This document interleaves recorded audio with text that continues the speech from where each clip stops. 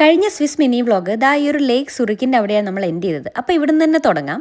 ലേക്ക് സുറിക്കൊക്കെ visit ചെയ്ത് നമ്മൾ just ഒരു ഫുഡൊക്കെ കഴിച്ചിട്ട് നമ്മൾ ഹോട്ടലിൽ പോയി ചെക്ക് ഇൻ ചെയ്ത് കിടന്നുറങ്ങി.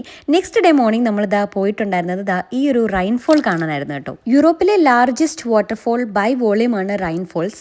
ഈ വാട്ടർഫോൾസിൻ്റെ അടുത്തേക്ക് റൺ ചെയ്യുന്ന ഒരുപാട് ബോട്ട് സർവീസ് ഉണ്ട്. ഞങ്ങൾ ഇതായി ഒരു ബ്ലൂ ബോട്ടാണ് എടുത്തത്. ബ്ലൂ ബോട്ടിൽ പോയി കഴിഞ്ഞ് കഴിഞ്ഞാൽ റൈൻഫോൾസിൻ്റെ അടുത്ത് വരെ പോയിട്ട് നമുക്ക് തിരിച്ചു വരാം.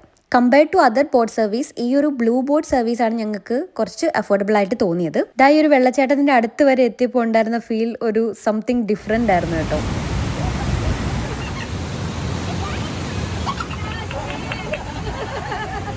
നമ്മുടെ ബോട്ട് ഡ്രൈവർക്ക് ഒരു അപ്രീസിയേഷനും കൊടുത്തിട്ട് അടുത്ത സ്ഥലത്തേക്ക് നമ്മൾ പോവാണേ. സില്ലിനൊരു കാതലിൽ സൂര്യ നമ്മളെ ന്യൂയോർക്ക് നഗരം എന്ന് പാടി പറ്റിച്ച ലുസേണിലെ ചാപ്പൽ ബ്രിഡ്ജിലേക്കാണ് നമ്മളിപ്പോൾ പോകുന്നത്. കുറെ ഫോട്ടോസ് എടുക്കണം, ന്യൂയോർക്ക് നഗരത്തിന്റെ റീൽസ് എടുക്കണം, ഇതൊക്കെയായിരുന്നു ഞങ്ങളുടെ ഗേൾസിന്റെ മനസ്സിലൂടെ പോയിക്കൊണ്ടിരുന്നത്. റിയൂസ് റിവറിന് മുകളിലൂടെ നിൽക്കുന്ന ഈ ഒരു ചാപ്പൽ ബ്രിഡ്ജാണ് യൂറോപ്പിലെ തന്നെ ഓൾഡസ്റ്റ് ആയിട്ടുള്ള വുഡൻ കവേർഡ് ബ്രിഡ്ജ്. ചെന്നപ്പോൾ തന്നെ ആ ചുറ്റുപാട് നിന്ന് കുറച്ചൊക്കെ ഫോട്ടോസൊക്കെ എടുത്തു. അത് കഴിഞ്ഞിട്ട് ന്യൂയോർക്ക് നഗരം റീൽസൊക്കെ എടുത്തു.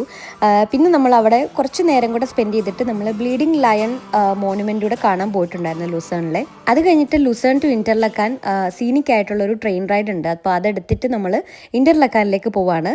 ഇനിയിപ്പോൾ അടുത്ത വ്ളോഗ്സിൽ നമ്മൾ കറക്റ്റായിട്ടുള്ള ആ ഒരു സ്വിസ് വൈബുള്ള വില്ലേജസ് ഒക്കെ കാണാനായിട്ട് പറ്റും. അപ്പം ഈ ഒരു മിനി വ്ളോഗ് ഇവിടെ വെച്ച് അവസാനിപ്പിക്കുകയാണ്.